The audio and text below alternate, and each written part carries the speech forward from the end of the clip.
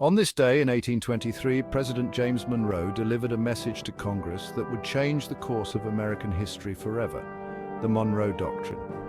This policy, crafted with the help of Secretary of State John Quincy Adams, laid down two key principles.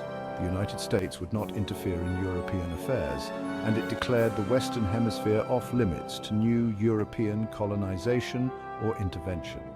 To understand the importance of the Monroe Doctrine, we need to look at the geopolitics of the early 19th century. Many Latin American nations had just won independence from European powers, and the US was keen to keep them free from European domination.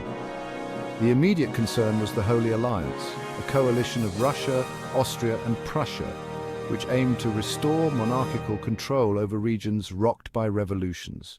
Monroe boldly declared that the American continents were no longer open to colonization by European powers. He warned that any European interference in Latin America would be seen as a threat to US peace and security. At the same time, he promised that the US would stay out of European conflicts, adopting a policy of isolationism.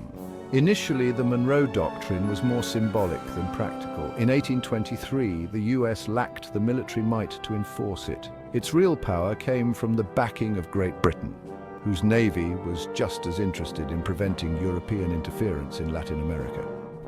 British support, driven by commercial interests, was crucial in giving Monroe's bold statements some teeth. As time passed, the Monroe Doctrine became a cornerstone of US foreign policy. It was invoked to justify American actions like opposing European interference in Mexico during the 1860s and asserting dominance in the Caribbean and Central America in the late 19th and early 20th centuries. By the early 20th century, the doctrine evolved with the Roosevelt Corollary, which claimed the US right to intervene in Latin America to maintain stability and order.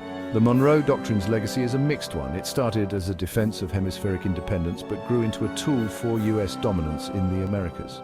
Its declaration in 1823 was a defining moment in American foreign policy, positioning the US as the protector and leader of the Western Hemisphere. Thanks for watching. If you enjoyed this dive into history, don't forget to like and subscribe for more fascinating stories from the past. See you next time.